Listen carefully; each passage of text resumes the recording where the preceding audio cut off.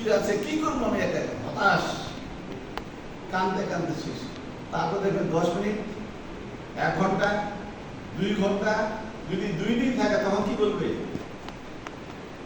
তোমরা কে কোথায় আসো ভাই, এটাকে সরাও, খবর দিয়ে দাও, তুলে ফেলো, নদীতে ফেলা দেবো, যে কোনো জায়গায়, যে কোনো ভাবে তাকে এখান থেকে সরাও, 1 মুহূর্ত তাকে সহ্য করা যাচ্ছে না।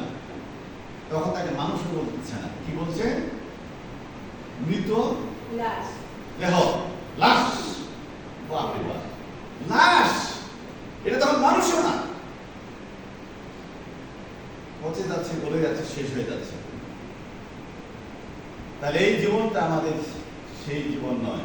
এই জন্য বলছে আরেকটা জীবন, যেই জীবনটা এই দেহ থাকাকালীন, আপনাকে মরার পরে না, মরার আগেই, আপনার মৃত্যু কোন দিন হবে, কোন মুহূর্ত হবে আপনি জানেন না, তার আগেই আপনাকে নিশ্চিত হতে হবে এই জীবন। এই জন্য ডেথ না লাইফ আফটার ডেথ, জীবন মৃত্যুর পরে জীবন, এটা নিশ্চিত এখনই হতে হবে। সেই জীবনের কথা শুনুন। আর সেই জীবনটার কথা বলার আগে আমি একটা ছোট্ট উদাহরণ দিই। আপনারা কে কে ধান চাষ করেছেন? ধান চাষ কতজন ধান চাষ করেছেন? সবাই ধান চাষ করেছে। আচ্ছা, ধান দেখেছেন? ধান ধান কি হয়?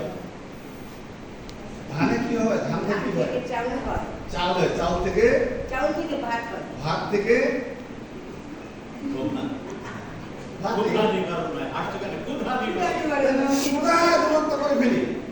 খাই, তারপরে কি হয়? পায়খানার মধ্যে চলে যায়, শেষ হয়ে যায়। এই আস্তা ধান, একটা ছোট ধান, এই ধানটা যখন আপনি জমিতে ফলাচ্ছেন, বুনতেছেন, দিচ্ছেন, এই ধানটা যদি আস্তা থেকে থাকে, মানে আগের মতো থেকে থাকে, তাহলে কি ধান গাছ হবে? ধান গাছ হবে না। আবার বলেন, হবে না। এই ধানটা যদি মইরা না যায়, পচে না যায়, কখনোই একটা গাছ হবে না। না, মরিলেই এই ছোট্ট ধানটা থেকে বড় একটা গাছ, এই গাছ থেকে আবার ধানের শীষ আছে, অনেকগুলো ধান হচ্ছে। এইভাবে দেখা যায় যুগ থেকে যুগ পর্যায়ে, যুগে যুগে দীর্ঘদিন যাবৎ হতেই থাকবে। কিন্তু না মরিলে সেই ধান গাছ হবে হবে না। তাহলে এবার বুঝলেন, মরে গেছে বিদায় একটা নতুন ধান গাছ বা নতুন গাছ হয়েছে। আপনি আজকে এখনই মারা যাবেন, মরতে হবে এখনই, না মরলে আপনি নতুন জীবন, আপনার জীবন পাবেন না।